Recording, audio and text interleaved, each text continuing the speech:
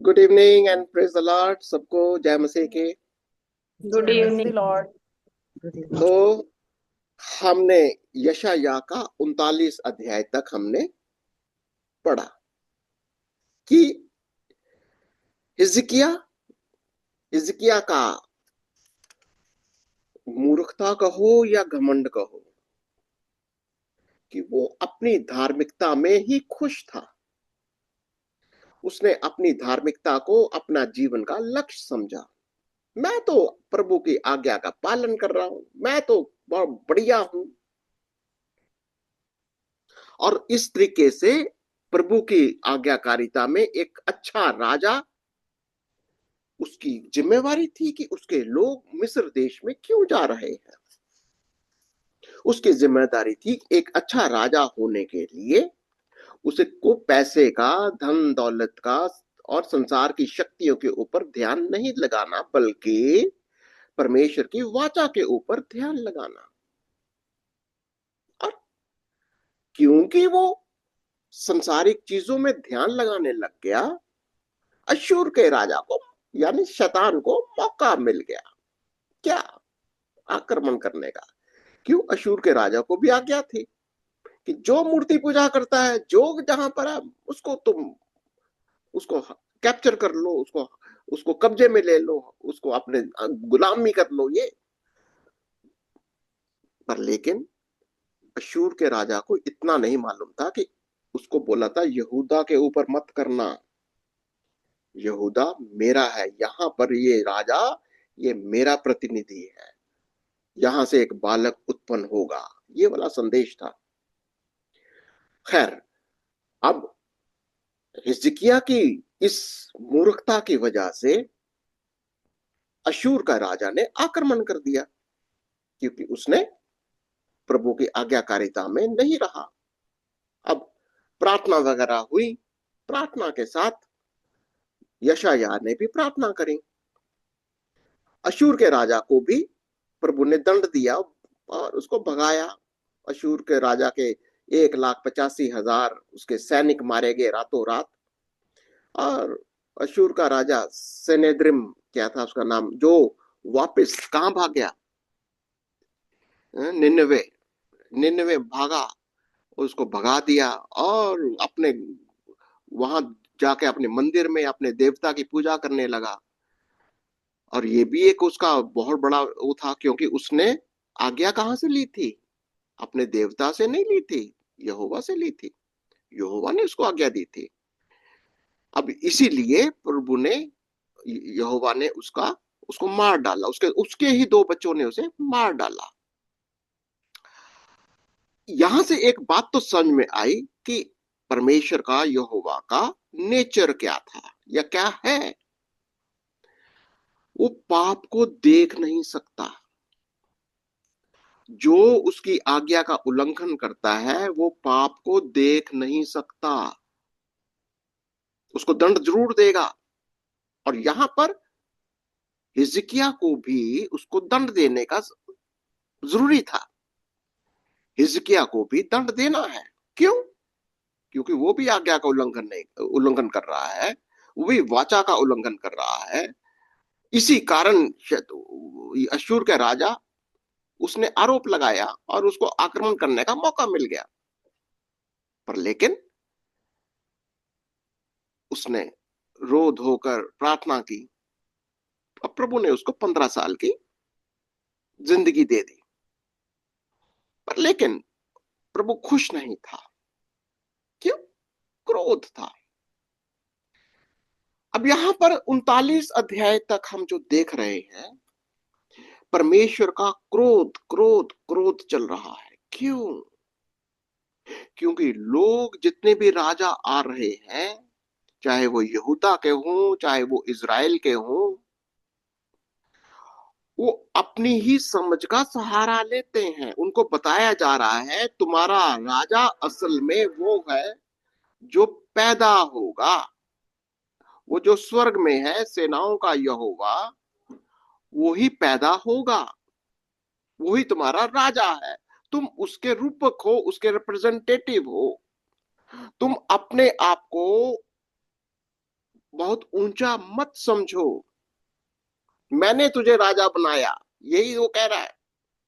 पर लेकिन जब वो ये गलती कर लेते हैं, जब वो जैसे हिजकिय्याह को सोना चांदी के ऊपर घमंड हो गया, उसको अपनी ही धार्मिकता के ऊपर घमंड हो गया, और लोगों का कोई नेतृत्व नहीं करता, लोगों और शिक्षाओं को दूसरों को नहीं सिखाता, ये सारी बातें प्रभु को क्रोधित करती हैं।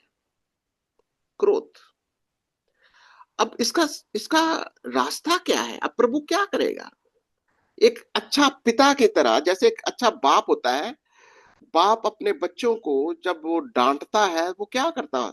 डांट तो पड़ती है, पर लेकिन बाप के मन में एक बात तो जरूर आती है, मैं इनको क्यों नहीं समझा पा रहा, ये क्यों नहीं समझ पा रहे ये मेरी बात जो मैं कहना चाहता हूं। अब उसको समझाना पड़ेगा, अब प्यार से समझाओ, पहले गुस्से से, अब प्यार से। देखो, मैं तुझे शांति देता हूं, ये काम मैं खुद करके दिखाऊंगा। देखो, पहले उसने कहा तुम करो, नहीं कर रहे। अब वो कहता है मैं खुद करके दिखाऊंगा। वो जो राजा है, वो जो सेनाओं का यहोवा है, वो जो पुत्र पैदा होने वाला है, अब वो खुद आएगा। तो यहां पर सीन थोड़ा सा, अभी स्टोरी अलग हो जाएगी। अब यही प्रभु का वचन है कि प्रभु अपने लोगों को सांत्वना के, द वर्ड्स ऑफ कंफर्ट, शांति के, सांत्वना के शब्द भी देता है। आइए आज हम पढ़ेंगे यशायाह और उसका 40वां अध्याय। पहली कुछ आयतों से पढ़िए, फिर धीरे धीरे इसको समझेंगे। ओके, कौन पढ़ेगा? तो मैं यशायाह 40। हाँ जी। यशायाह 40, जिसकी हेडिंग है सांत्वना के वचन। तुम्हारा परमेश्वर ये कहता है, मेरी प्रजा को शांति दो, शांति। यरूशलेम से शांति की बातें कहो और उससे पुकार कर कहो कि तेरी कठिन सेवा पूरी हुई है, तेरे अधर्म का दंड अंगीकार किया गया है। यहोवा के हाथ से तू अपने सब पापों का दूना दंड पा चुका है। अभी आपको समझ में आ गया कि क्या दंड दे रहा था, क्यों दंड दे रहा था? क्योंकि जो लोग हैं, राजा हैं, परमेश्वर के वचनों के अनुसार, वाचा के अनुसार जो उनको करना था नहीं कर पा रहे, और उल्टा प्रभु से दंड पा रहे थे, क्रोध पा रहे थे। और क्या आगे कहता, तीसरा आयत है, तीसरी आयत। किसी की पुकार सुनाई देती है, जंगल में यहोवा का मार्ग सुधारो, हमारे परमेश्वर के लिए अराबा में एक राजमार्ग चौरस करो। अब आपको मैं हमेशा ये समझाता रहा कि ये जो तरीका है कि यहोवा अब खुद ऊपर से नीचे आएगा। देखो, अब यहोवा के लिए एक मार्ग तैयार करो, एक मार्ग तैयार करो। इधर ये मार्ग है, यहोवा खुद आएगा इधर संसार में, यहोवा खुद आएगा, यानी ये राजा वो खुद आएगा, और वो तुमको ये सारा काम करके दिखाएगा। इसके लिए ये जो मार्ग है उसका, लेटर से ये मार्ग है, इस मार्ग में बहुत सारे लोग हैं जो यहां से जा रहे हैं। कुछ तो धर्मी लोग हैं, कुछ प्रभु के जो यहूदी जो विश्वासी लोग हैं, सब मिक्सचर के लोग हैं यहाँ पर। कुछ ऐसे, जैसे यहाँ पर भी कुछ इधर के हैं विश्वासी हैं, कुछ अविश्वासी, जो भी है, ये सारे जो भीड़ है, सबको बोला जा रहा है कि इस मार्ग को, क्योंकि ये मार्ग, इस मार्ग से वो आने वाला है। देखो, इस वर्ड मार्ग को ध्यान रखना, इस मार्ग को तैयार करो, क्योंकि अब प्रभु आने वाला है। और मार्ग किसको तैयार करना है देखेंगे, क्योंकि तुमको पता होना चाहिए कि जिस पुत्र की बात हो रही थी, जिस पुत्र को आना था, वो आ रहा है। अब तुम उसके मार्ग को तैयार करो। देखो क्या कहता है, उस मार्ग को सुधारो, हमारे परमेश्वर के लिए अराब के में एक राजमार्ग को चौरस करो। ओके, और हर एक तराई भर दी जाए और हर एक पहाड़ और पहाड़ी गिरा दी जाए। जो टेढ़ा है वो सीधा, और जो ऊंचा नीचा है वो चौरस किया जाए। जब मैंने आपसे कहा था, जब भी कभी पहाड़, पेड़, जब भी ये चीजें बोलता है ना, जानवर, ये असल में किसके बारे में बोल रहा होता है? लोगों के बारे में। जब लोग होते हैं, कुछ लोग बड़े टेढ़े होते हैं, कुछ लोग बड़े ऊंचे पहाड़ की तरह होते हैं, कुछ लोग बहुत नीचे होते हैं। कहते हैं सबको समतल करो। क्या मतलब है? प्रभु को आने का रास्ता तैयार करो। किसी को आइडिया है कौन, किसने रास्ता को तैयार किया था जब यीशु आया था? तो यूहन्ना बपतिस्मा। यूहन्ना बपतिस्मा ने। तो इससे कुछ एक शिक्षा हम देखेंगे क्या निकलती है। वो यूहन्ना बपतिस्मा वाली शिक्षा आज आपके पास और मेरे पास भी है। इससे पहले कि आप परमेश्वर के वचन को, प्रभु यीशु मसीह को दूसरों तक पहुंचाएं, आपको मार्ग तैयार करना। थोड़ा सोचिए इसके बारे में। क्या हमको प्रभु के वचन को सुनाने से पहले कुछ कुछ लेवलिंग करनी पड़ती है कि नहीं करती? थोड़ा सोचिए। करनी पड़ती है। ठीक है, हम सोचेंगे, इसके बारे में डिस्कशन करेंगे कि प्रभु का वचन सुनाने से पहले आपको एक रास्ता, एक मार्ग, एक लेवल ग्राउंड करनी पड़ेगी। ठीक है। बहुत सारे लोगों का एकदम से आप प्रभु का वचन नहीं सुना सकते, और यही यूहन्ना ने किया। और ये शिक्षा आज आपके लिए और मेरे लिए भी है। हमको बहुत सारी बातों को लेवल करना पड़ता है। ठीक है, चलो आगे चलेंगे, इसको समझेंगे आगे। तब तब यहोवा का तेज प्रकट होगा और सब प्राणी उसको एक संग देखेंगे, क्योंकि यहोवा ने आप ही ऐसा कहा है। यहोवा ने आप ही ऐसा कहा, ये बहुत बार प्रभु के वचन में लिखा गया है, बहुत बार। जैसे नए नियम के अंदर प्रभु ने कितनी बार कहा कि देखो जैसा यशायाह ने कहा। याद है लूका 3 और उसके 4 में, क्या 4, 5, 6 में क्या लिखता है कि जैसा यशायाह की किताब में लिखा है कि जंगल, हाँ लूका 3। भविष्यवक्ता के कहे हुए वचनों की पुस्तक में लिखा है कि जंगल में एक पुकारने वाले का शब्द हो रहा है कि प्रभु का मार्ग तैयार करो और उसकी सड़कें सीधी करो। हर एक घाटी भर दी जाएगी और हर एक पहाड़ और टीला नीचा किया जाएगा, और जो टेढ़ा है सीधा, और जो ऊंचा है नीचा वे चौरस मार्ग बनाएगा। और हर एक प्राणी परमेश्वर के उद्धार को देखेगा। हर एक प्राणी।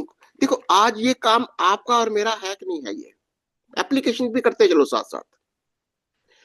अब यीशु मसीह आ रहा है, यीशु मसीह आएगा, ये सारी, चाहे यीशु मसीह आ रहा है उस समय की बात हो, यूना के समय की बात कर लो, या आज हम कहते हैं यीशु मसीह बादलों में आने वाला है। अब क्या करना है? क्या किसी को एकदम से ये बात समझ में आ जाएगी यीशु मसीह बादलों में आने वाला है? नहीं समझ में आएगा ना। आपको एक मार्ग, उस उस पहाड़ियों को, उस रास्ते को समतल करना है, एक लेवल ग्राउंड बनानी पड़ेगी। लोगों के माइंड को समझाना पड़ेगा ये वाली बात का क्या मायना है। इसी को कहते हैं लोगों को समतल करो, एक लेवल ग्राउंड पर लेकर आओ। कई तो बिल्कुल नीचे घाटी में होते हैं, कोई एकदम पहाड़ के ऊपर होते हैं। कुछ जरूरी नहीं कि सारे के सारे लोगों का लेवल एक जैसा हो। तो इसको थोड़ा सोचेंगे। ठीक है, आगे चलते जाएंगे। बोलने वाले का वचन सुनाई दिया, प्रचार कर। हम्म मैंने कहा, मैं क्या प्रचार करूं? हम्म सब प्राणी घास हैं, उनकी शोभा मैदान के फूल के समान है। जब यह चलो। जब यहोवा की सांस उस पर चलती है, तब घास सूख जाती है और फूल मुरझा जाता है। निस्संदेह प्रजा घास है। तो प्रभु का वचन क्या कहता है? हम क्या है? सारी मानव जाति क्या है? घास के जैसे हैं। क्यों घास के जैसे हैं? क्योंकि हम शरीर में हैं। दरअसल में हमारी बनावट, हमारा हमारा जो रचना है, किसके जैसी बनाई गई थी? किसके जैसे बनाई थी? परमेश्वर के जैसे, पुत्र के जैसे। अगर हम ये भूल जाए कि हम उसमें से निकले हैं, पुत्र के जैसे हैं, पुत्र की पहचान में हैं, तब हम घास नहीं रह जाते, हम पुत्र के जैसे बन जाते हैं।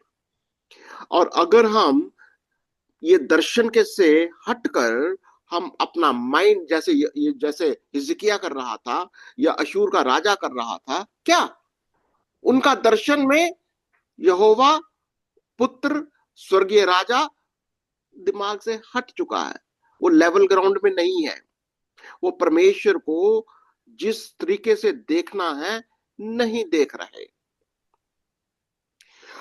उसके लिए प्रभु का वचन कहता है लेवल तैयार करो, उनके लेवल पर आ जाओ, उनको लेवल को ऊंचा करो, जो नीचे है उसको ऊंचा करो, ऊपर है वो थोड़ा सा समतल करो, ताकि आपको समझाना क्या है कि तुम मरने के लिए नहीं पैदा हुए, तुम घास, अब जो तुम्हारा दशा है तुम एक घास, सूखे घास की तरह हो, तुम नाश हो जाओगे। अगर वो आएगा, उसका क्रोध, उसका सांस ही, उसकी सांस से ही तुम नाश हो जाओगे, ये कह रहा वो। क्योंकि परमेश्वर का क्रोध कहां पर, जब भी शरीर शरीर की बातें होती हैं वो नाश कर देता है, नहीं देख सकता। तो वो क्या कहता है, यहोवा सांस उन पर चलती है, वो तब घास सूख जाती है और फूल मुरझा जाते हैं। दसवीं, आपको इससे क्या शिक्षा निकलती है? क्या प्रभु जानबूझकर आपको बीमार करता है? क्या प्रभु जानबूझकर आपको, आपके ऊपर क्रोध करता? नहीं, वो पाप को देख ही नहीं सकता, वो शरीर को देख ही नहीं सकता। पर लेकिन एक चीज है, वो आपके बीच में रहना चाहता है, ये भी समझो। वो आपसे इतना प्रेम करता है क्योंकि हम उसका वंश है, हम उसकी संतान है। वो आपके साथ रहना चाहते हैं, वो आपके साथ में आकर रहना चाहता है। पर लेकिन अगर हम शरीर की दशा में रहेंगे, उसकी उपस्थिति में हम नाश हो जाते हैं। वो जो नाश, आग वो हमारे ऊपर चलती है, हम उसको सहन नहीं कर सकते, यही प्रॉब्लम है। इसीलिए पुत्र को, परमेश्वर को, यहोवा को वो क्या है ये जानना बहुत जरूरी है। जानो उसको, और जब हम जानेंगे तब हम उसको, उसकी स्तुति करना, स्तुति करने का मतलब क्या है, हम ये जानकर कि तू क्या है प्रभु, तू कैसा है। और ये सारी कहता है कि चल आगे चलते हैं, आगे पढ़ते जाएंगे जरा। घास तो सूख जाता है, घास तो सूख जाती और फूल मुरझा जाता है, परंतु हमारे परमेश्वर का वचन सदैव अटल रहेगा। और वचन क्या है? यीशु मसीह, वही सेनाओं का यहोवा, वो वचन ही है, वो जो देहधारी हुआ, याद है? यही परमेश्वर का वचन जो सिंहासन पर है, वही देहधारी होकर हमारे बीच में आता है। उसी के लिए मार्ग को तैयार करो। वही वचन है जो हमेशा सदैव तक रहेगा। शिक्षा क्या है? अगर वो हमारे अंदर है, अगर हम उसकी पहचान है, अगर हमारा जीवन, हमारा विश्वास, हमारे सारा आधार परमेश्वर का वचन है, तब वो हमारे बीच में आएगा, वो हमारे बीच में वास करेगा। हम घास की तरह नाश नहीं होंगे, परंतु उसके साथ जीवन पाएंगे, अनंत जीवन पाएंगे। ये कह रहा कि वो वचन है जो परमेश्वर की उपस्थिति से आता है। मैं आपको फिर से वो इस तस्वीर दिखाने की कोशिश करता हूं कि स्वर्ग से या उस मंदिर से वो कौन आता है। ये टेंपल है, टेंपल से कौन आ रहा है यहाँ से वहां? ये आप क्रॉस दिखा रहे हैं यहाँ पर वचन है, जो वचन इधर संसार में आया, माँ इंसान बन गया, वो इंसान बनकर हम लोगों के बीच में आया। अब ये मार्ग को सीधा करो कि ये इस वचन को समझो, ये वचन, ये यीशु, ये प्रभु का, परमेश्वर का पुत्र कौन है। ये उसी, वो कहता है उसके पैरों के नीचे क्या है? आग। जो उसमें नहीं है, नीचे आग। जो उसके रूप में, उसके रास्ते में नहीं है, नीचे आग में जाएगा। देखो, यही वो समझा रहा है कि प्रभु अगर उसको ग्रहण योग्य नहीं है कुछ भी, अगर हम उसको सही तरीके से नहीं एक्सेप्ट करते, नहीं रिकॉग्नाइज करते, उसकी महिमा नहीं करते, आग में, वो घास की तरह आग में जल जाएगा। ये है दर्शन। और क्या कहता है वो? आग सिय्योन, 9वीं आयत। हे सियोन को शुभ समाचार सुनाने वाली, ऊंचे पहाड़ पर चढ़ जा। हे हम्म। यरूशलेम को शुभ समाचार सुनाने वाली, बहुत ऊंचे शब्द से सुना, ऊंचे शब्द से सुना, मत डर। यहूदा के नगरों से कह, अपने परमेश्वर को देखो। इसको देखो, ये सेनाओं के यहोवा को देखो, मसीहा को देखो, वो जो सिंहासन से स्वर्ग से आ रहा है, उसकी ओर अपनी आत्मिक आंखों से देखो। डरो मत। क्योंकि बहुत सारे लोग जब उसके उस क्रोध को देखते हैं, उस आग को देखते हैं, जिसमें उसके उपस्थिति में जाते ही वो भस्म हो जाते हैं और हम्म, मर जाते हैं, लोग डर जाते हैं। और परमेश्वर का वचन कहता है डरो मत। हम्म, तुमको सिर्फ ये समझना है कि ये सेनाओं का यहोवा, इसका अपना नेचर, अपना करैक्टर क्या है। वो आपको नाश नहीं करना चाहता, क्योंकि तुम उसी की रचना हो। अपने जैसा बनाया उसने, हमें उसके जैसे बनना है, हम्म, जैसा वो है। पर लेकिन अगर तुम डरोगे तो हम उसकी उपस्थिति में नहीं आ सकते, और हमें उसके जैसे बनना है। ये वाला दर्शन है। और कहता है यही प्रचार करो। हम कोई घास नहीं है जो जो आग लगेगी और हम नाश हो जाएंगे। नहीं, डरो मत, उसका प्रचार करो और ऊंचे शब्द से प्रचार करो। ये, और आगे चलो। देखो, प्रभु यहोवा सामर्थ्य दिखाता हुआ आ रहा है। वे अपने भुजबल से प्रभुता करेगा। देखो, जो मजदूरी देने की है वे उसके पास है, और हम्म। जो बदला देने का है वे उसके हाथ में है। वे चरवाहे के समान अपने झुंड को चराएगा। वे भेड़ों के बच्चों को अंकवार में लिए रहेगा, और दूध पिलाने वालियों को धीरे धीरे ले चलेगा। तो कैसे, कैसा कैसा राजा है वो? कैसा राजा है वो? उसका नेचर क्या है? वो पहले अपनी समर्थ दिखाता है, वो अपने भुज बल से प्रभुता करता है, और वो जो मजदूरी किसी की है, किसी को वो कहता है को वो उसका बदला वो देखता है वो। और सब, और क्या कहता है, चरवाहे की तरह एक झुंड को चराता है, भेड़ों के बच्चों के अखबार में लिए रहेगा, दूध पिलाने वालियों को धीरे। कैसा कैसा नेचर है उसका?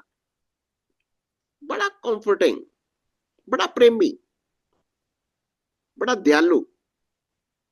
वो किसी को नाश नहीं करना चाहता, वो नहीं चाहता।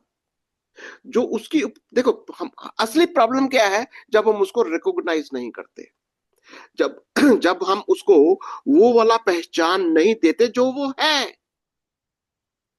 जब हम उसके पास आते हैं, हम अपने टूटे हुए मन से एक भेड़ की तरह जब हम प्रभु के पास आते हैं, वो बड़े प्यार से हमें संभालता है।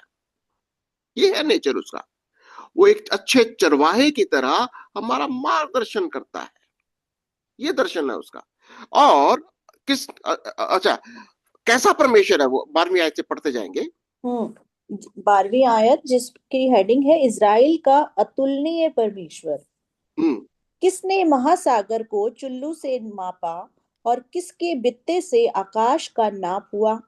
किसने पृथ्वी को मिट्टी को नपुए में भरा, और पहाड़ों को तराजू में, और पहाड़ियों को कांटे में तोला है? यानी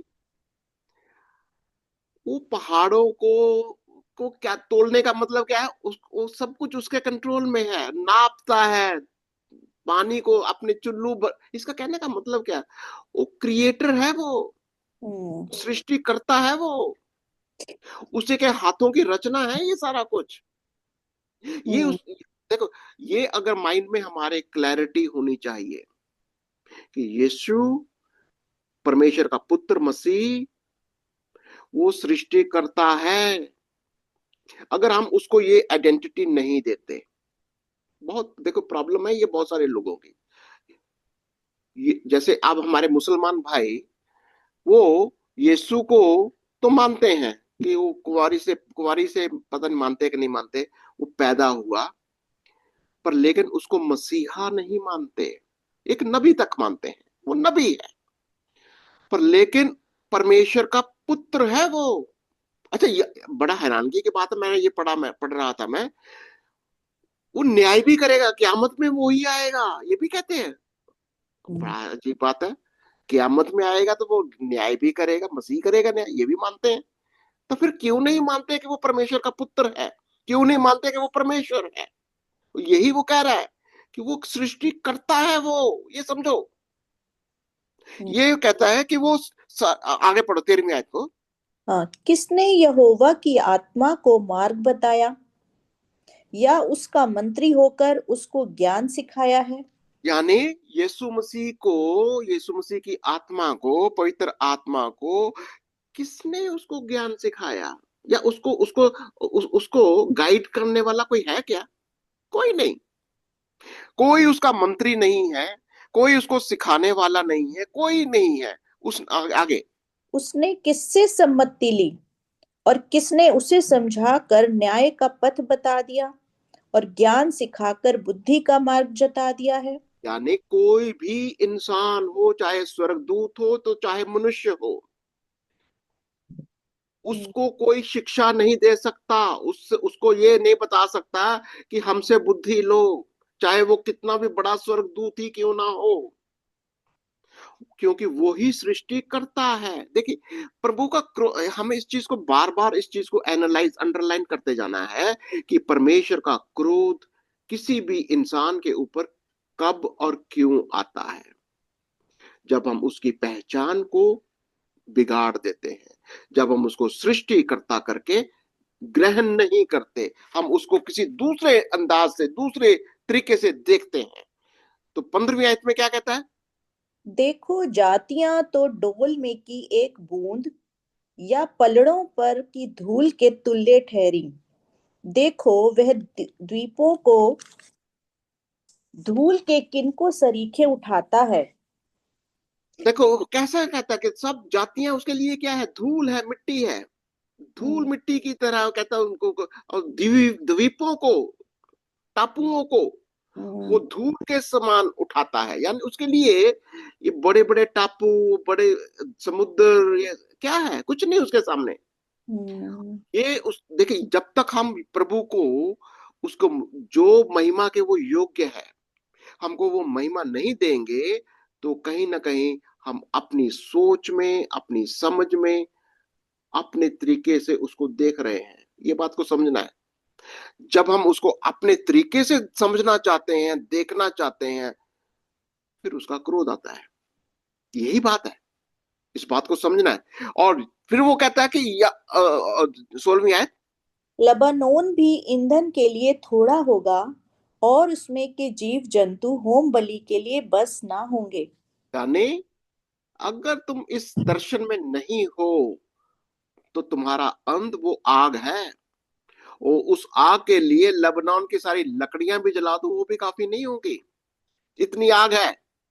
उसकी आग इतनी है कि अगर उसका, वो ही तो बलिदान है, वो ही बलिदान, यानी वो मृत्यु है, पर अगर वो आप उसको ग्रहण नहीं करोगे, जहां पाप होगा उसको आग में, मृत्यु में जाना होगा।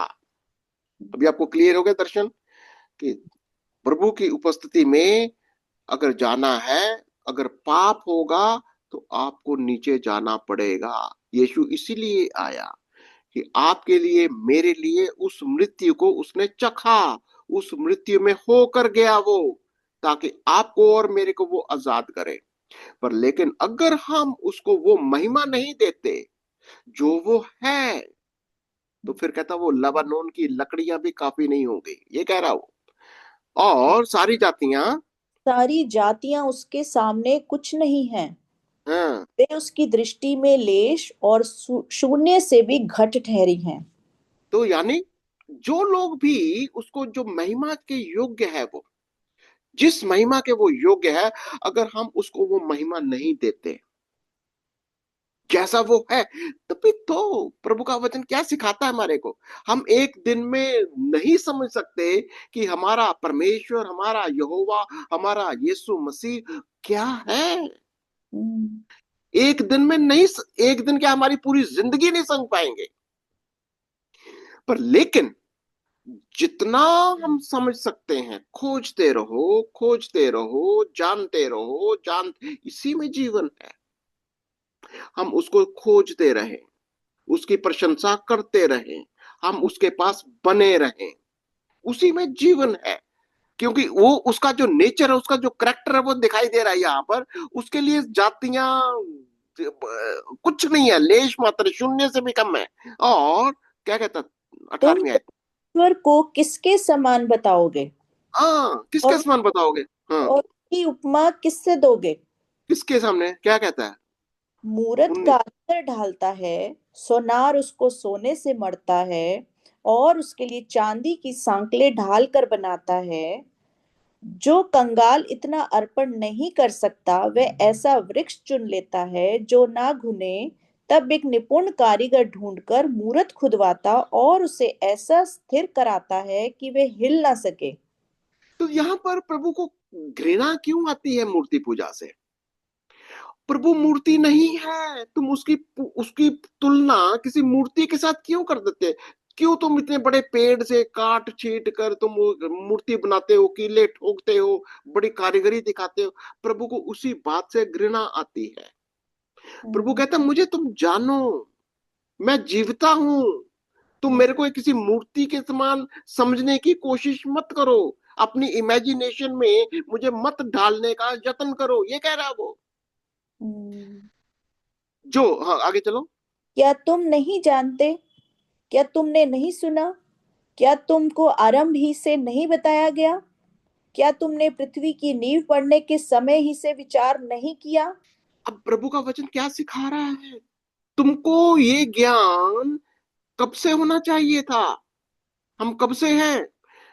पृथ्वी की नींव डालने के समय से तुम हो। पहले अपने आप को समझो, हम कौन है। आदि से। तो हम आदि से हैं।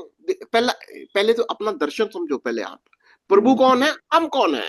हम्म, हमारे को कहता है कि तुमको ये पता होना चाहिए। देखो, क्या तुम नहीं जानते, क्या तुमने नहीं सुना, क्या तुमको आरंभ से ही नहीं बताया। आरंभ कब से, जब सृष्टि की रचना की उसने। आप हम्म, थे, मैं था, हम उसके साथ थे, ये वाला ज्ञान आपके पास होना चाहिए। हम्म, जैसा प्रभु यीशु मसीह शुरू में है, वो सृष्टि करता है, उसने बोला मैं अल्फा हूं, मैं ओमेगा हूं, आदि और अंत मैं हूं। उसके बीच में हम लोग हैं, उसके बाद हम उसकी रचना है। यही वो कह रहा है। तुमको ये विश्वास में, तुम्हारी आत्मा में तुमको समझ में आना चाहिए कि हम्म, जब सृष्टि की रचना हुई थी, तब हम यीशु में थे। ये बात को समझना है। और जब हम मरते हैं, तब हम किस में जाते हैं, मसीह में जाते हैं। हमारी सृष्टि भी यीशु मसीह में है। वो यही कह रहा हो कि सृष्टि के आरंभ से ही नहीं बताया गया। क्या तुमने पृथ्वी की नींव पढ़ने ही से नहीं विचार किया क्या। ये वे 22। है जो पृथ्वी के घेरे के ऊपर आकाश मंडल पर विराजमान है और हम्म। पृथ्वी के रहने वाले टिड्डी के तुल्य है, जो आकाश को मलमल के समान फैलाता और ऐसा तान देता है जैसा रहने के लिए तंबू ताना जाता है। यानी सृष्टि को बनाता कैसे है। जैसे एक तंबू तान दिया उसने, आकाश तान दिया, क्या बात है। हम्म, और कई और प्रकाशित वाक्य कहता है, वो इस आकाश को कैसे हटा देगा, ये सारे तंबू को जैसे एक चादर को उठाकर फेंक दिया जाता है, लपेट दिया जाएगा सारी। लपेट दिया जाता है। बनाता बनाता भी ऐसे है, लपेटता भी ऐसे ही है। हम्म, और जो बड़े बड़े हाकिमों को तुच्छ कर देता है और पृथ्वी के अधिकारियों को शून्य के समान कर देता है। यानी बड़े बड़े राजा, चाहे वो अश्शूर का राजा हो, बाबीलोन का राजा हो, कितने भी राजा आप पढ़ेंगे बाद में थोड़ी देर में। अब आप आने वाले समय में हम बाबीलोन को पढ़ेंगे, हम मादी फारस को पढ़ेंगे, हम जितने भी बड़े बड़े राजा हुए, हम्म, किंगडम्स, उस सबको एक चुटकी में खत्म कर, बनाने वाला भी वही है, नाश करने वाला भी वही है, ये कहता हो सब पर। और वे रोपे ही जाते, वे बोए ही जाते, उनके ठूंठ भूमि में जड़ ही पकड़ पाते कि वे उन पर पवन बहाता और वे सूख जाते और आंधी उन्हें भूसे के समान उड़ा ले जाती है। तो ये राजाओं का वो कैसे कहता है, ये राजा क्या है? इनको हम्म, बनाने वाला भी मैं हूँ, इनको रोपने वाला भी मैं हूँ। और जब ये बिल्कुल घास की तरह होते, यानी प्रभु के पहचान में नहीं होते, मैं हम्म, एक आंधी चलाता हूँ, भूसे के समान सूख कर उड़ जाते हैं, ये कह रहा वो। हम्म। हाँ। इसलिए तुम मुझे किसके समान बताओगे कि मैं उसके तुल्य ठहरूं? उस तो पवित्र यानी, का हाँ, हाँ, उस पवित्र का यही वचन है। हाँ। तो तुम, यह प्रभु चाहता क्या है कि हम सिर्फ ये जानते रहें, हम्म, खोजते रहें कि हमारा परमेश्वर, हमारा यहोवा, हमारा यीशु मसीह वो क्या है, वो कौन है, वो कैसा है। देखिए, यही बाइबल स्टडी हम क्यों करते हैं? हम बाइबल स्टडी करने का मतलब यह है कि रोज, हर रोज हमारे माइंड के अंदर विश्वास में उसको खोजते रहो। हम्म, अगर हमारे को खोजने का मन नहीं है, अगर आपको लगता है कि आपको, आप यीशु को खोजने के लिए आपकी कोई जरूरत नहीं है, इसका मतलब आप उसको बहुत हल्के में ले रहे हो, बहुत हल्के में ले रहे हो। प्रभु का वचन कहता है, मुझे खोजते रहो, मुझे मुझे ढूंढते रहो, ये कहता है, उसका वचन कहता है। चलो अपनी उठाकर, हाँ पढ़ो जरा। अपनी आंखें ऊपर उठाकर देखो, किसने इनको सिरजा? हम्म। वह इन गणों को गिन गिन कर निकालता, उन सबको नाम ले लेकर बुलाता है। वह ऐसा सामर्थी और अत्यंत बली है कि उनमें से कोई बिना आए नहीं रहता। किसकी बात कर रहा है? वो तारागणों की बात कर रहा है अभी। ये हम्म, जितने भी तारागण हैं, चाहे सूरज, चांद, सितारे, गैलेक्सीज, एक कितनी गैलेक्सीज हैं, उस सबको नाम लेकर बुलाता है। ये है वो परमेश्वर, कहता है वो सबको इतना सामर्थ्य है। और हे हे याकूब, हे याकूब, तू क्यों कहता है? हे इज़राइल, तू क्यों बोलता है? मेरा मार्ग यहोवा से छिपा हुआ है। मेरा परमेश्वर मेरे न्याय की कुछ चिंता नहीं करता। क्यों? बहुत बार यही तो प्रॉब्लम होती है। जब हम्म, हम प्रभु की उपस्थिति में नहीं होते, हम सोचते प्रभु ने मुझे छोड़ दिया, प्रभु मुझे को नहीं जानता, प्रभु का मुझे ख्याल नहीं है। ये क्योंकि हमारा कनेक्शन, हमेशा मैं ये कहता हूँ, प्रभु के साथ हमारा रिश्ता, जब हम, रिश्ता कब तक बना रहता है? जब हम उसको खोजते रहते हैं, जब हम उसको ढूंढते रहते हैं, वो अपने आप को प्रकट करता रहता है, ये वाली बात है। तो क्या तुम नहीं जानते, 28 आयत, क्या तुम नहीं जानते? क्या तुमने नहीं सुना? यहोवा जो सनातन परमेश्वर और पृथ्वी भर का सृजनहार है, वे न थकता न श्रमित होता है, उसकी बुद्धि अगम है। हाँ, क्या करता है वो? ना वो सोता है, ना वो थकता है।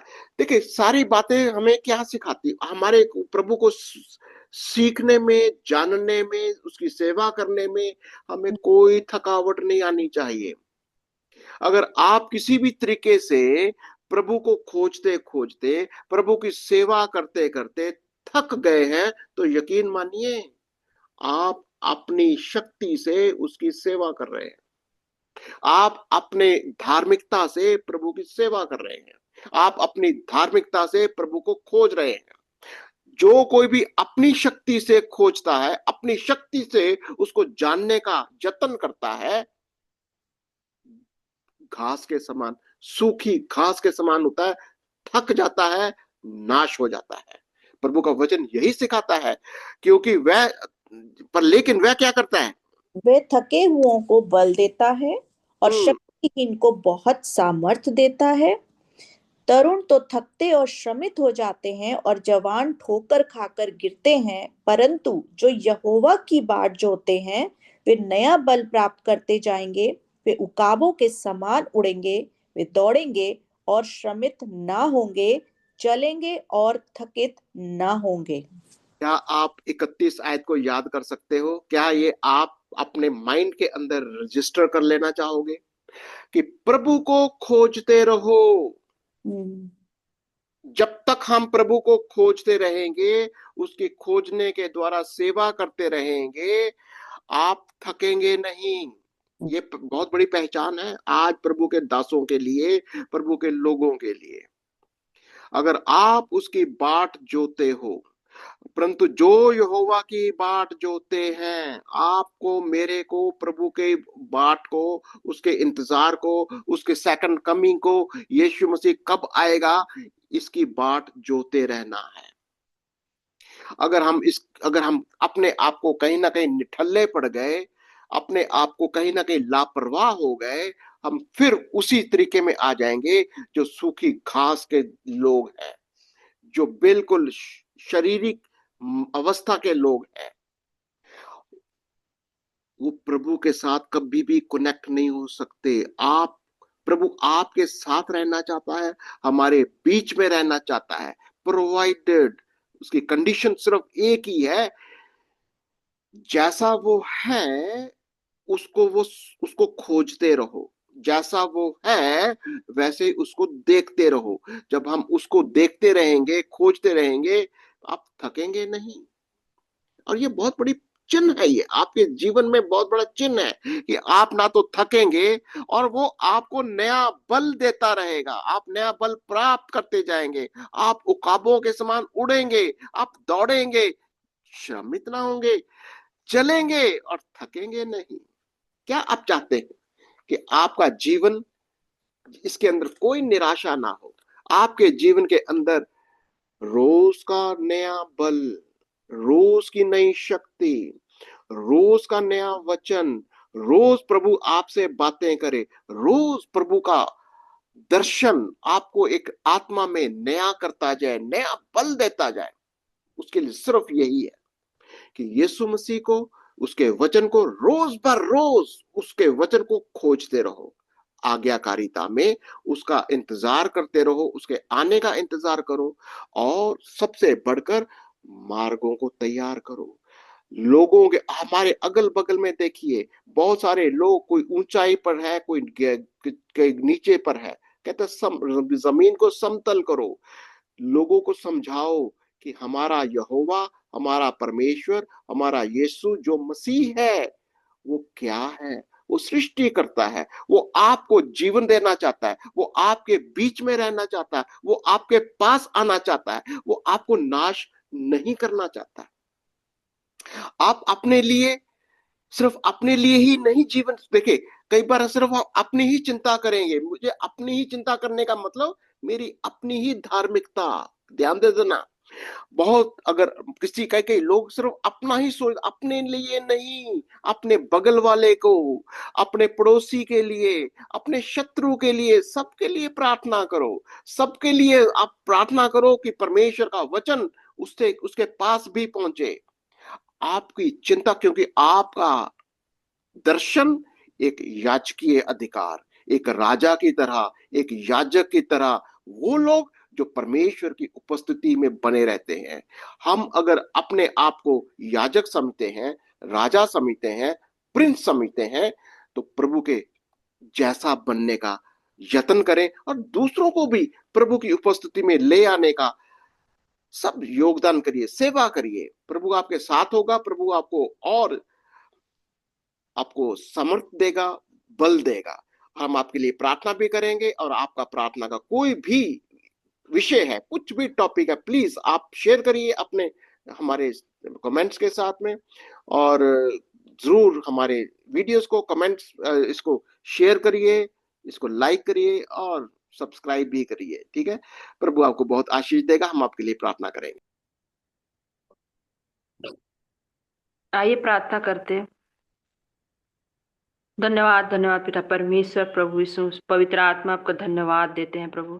सनातन का परमेश्वर, पृथ्वी के सृजनहार प्रभु, पालनहार, खेवनहार प्रभु, न कभी सोने वाला, कभी प्रभु धन्यवाद देते हैं प्रभु।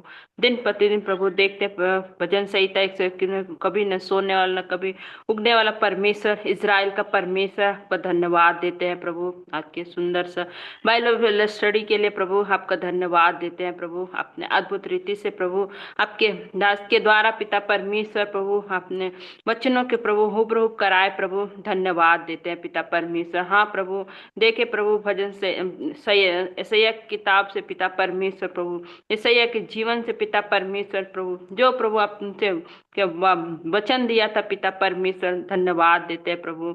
हाँ प्रभु, इसे किताब प्रभु 40 अध्याय के लिए धन्यवाद देते हैं पिता कि प्रभु ना पिता परमेश्वर प्रभु कि हमें थके हुओं को बल देने वाला प्रभु, और पिता शक्तिहीनों को भी पिता सामर्थ्य देने वाला परमेश्वर है प्रभु। आपको धन्यवाद देते हैं पिता परमेश्वर। हाँ प्रभु, आप पिता परमेश्वर कितने अच्छे सच्चे परमेश्वर है प्रभु, जो आपके बाट जो होते हैं पिता परमेश्वर, उनके प्रभु आप उनके साथ रहते पिता परमेश्वर, उन्हें सब उकाब के समान चलाते हैं प्रभु, उड़ाते हैं पिता परमेश्वर। हाँ प्रभु, आपको धन्यवाद देते हैं प्रभु कि प्रभु वो श्रमित न कभी चलेंगे थकेंगे प्रभु, पर प्रभु नया बल प्राप्त करेंगे पिता परमेश्वर। धन्यवाद प्रभु।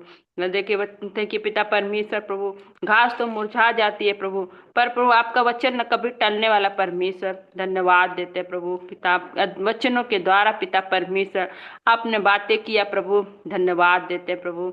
अपने अंकल आंटी के द्वारा पिता परमेश्वर जो ने बोध दिया प्रभु हमें सिखाने के लिए पिता परमेश्वर, और भी प्रभु उन्हें बुद्धि ज्ञान समझ से भर दीजिए प्रभु, ताकि आने वाले दिनों में प्रभु उनके द्वारा लोग और भी उद्धार पाए। आपके वचन का प्रभु प्रगट पिता परमेश्वर सहायता मदद करे, परिवार को भी आशीष करे प्रभु, आपके अनुग्रह में रखिए पिता परमेश्वर। हम प्रार्थना करते हैं जुड़े हुए हर एक बहनों को प्रभु आपके हाथों में सौंपते इस बाइबल स्टडी में, जो लोग जुड़े प्रभु हर एक का प्रार्थना, हर एक को प्रभु जानते पिता परमेश्वर, हर एक के ऊपर अपना हाथ रखिए पिता, आशीष करिए, अभिषेक करिए प्रभु, ताकि वो आने वाले दिनों में प्रभु आपका बल प्राप्त करके पिता परमेश्वर कभी न थके प्रभु, ताकि आपको दौड़ने पे तो जैसे देखते पतरस लिखता है प्रभु, वो कभी दौड़े जो कि इनाम पाने वाला प्रभु हो पिता परमेश्वर। आप हर एक को आप तैयार करिए पिता परमेश्वर, ये आने वाले दिनों में प्रभु आपके नाम की महिमा, आपके नाम की गवाही बन के जीने के लिए प्रभु आप सहायता मदद करिए प्रभु। हर एक को प्रभु आपके हाथों में सौंपते, आप सहायता मदद करिए। प्रार्थना करते जो भी यूट्यूब चैनल है प्रभु में प्रभु आशीष करिए प्रभु, जो लोग देखते हैं पिता परमेश्वर उनके जीवन में भी प्रभु आप कार्य करिए, आशीष करिए पिता, और प्रभु चंगाई पाए पिता परमेश्वर। हम प्रार्थना करते प्रभु, देखे प्रभु हिजकिय्याह के जीवन में प्रभु कैसे परेशानी, फिर भी प्रभु प्रार्थना करके प्रभु वो 15 साल प्रभु जीवन पाया पिता परमेश्वर। हाँ प्रभु प्रार्थना करते हैं प्रभु, जो लोग बीमार है प्रभु अलग अलग परिस्थितियों में है पिता परमेश्वर, प्रार्थना करते हैं प्रभु वो लोग भी चंगाई पाए प्रभु, आप में नया बल नया सामर्थ्य पाए पिता परमेश्वर, क्योंकि सारे सृष्टि के कर्ता हमारे सृजनहार पालनहार खेवनहार आप है पिता परमेश्वर। हाँ प्रभु आप सहायता मदद, क्योंकि सब कुछ बनाने रचाने वाले प्रभु आप है प्रभु, आपने आज्ञा दिया है प्रभु, क्या प्रभु मार्ग तैयार करो प्रभु कि पिता परमेश्वर चले पिता परमेश्वर प्रभु की अनंत जीवन के भागी हो पिता। हम प्रार्थना करते हैं प्रभु ऐसे ही प्रभु दया करिए प्रभु, आपका अनुग्रह हर एक के ऊपर मांगते हैं प्रभु, सहायता करिए। खासकर प्रार्थना करते हैं परमिला सर के लिए प्रभु, उनका जो भी शरीर में कमजोरी है प्रभु उन्हें छूए, अपने घायल भरे हाथ रख के प्रभु उन्हें चंगाई दीजिए पिता परमेश्वर, दया करिए पिता। प्रार्थना करते हैं प्रभु, और प्रभु उनके परिवार को भी आपके हाथों में सौंपते, ताकि वो फिर से आपके उपस्थिति में पाए जाए पिता परमेश्वर, बाइबल स्टडी में जुड़ पाए प्रभु। हम प्रार्थना करते हैं दया करिए प्रभु, धन्यवाद देते प्रभु, सारी बातें प्रभु आपके चरणों में रखते हुए सारी आदर गौरव महिमा प्रशंसा आपको देते, हमारे जीवित खुदा उद्धार करता प्रभु यीशु मसीह के नाम से हम प्रार्थना करते, आमेन आमेन। आमीन एंड आमीन। प्रभु आपको बहुत आशीष और बरकत दे।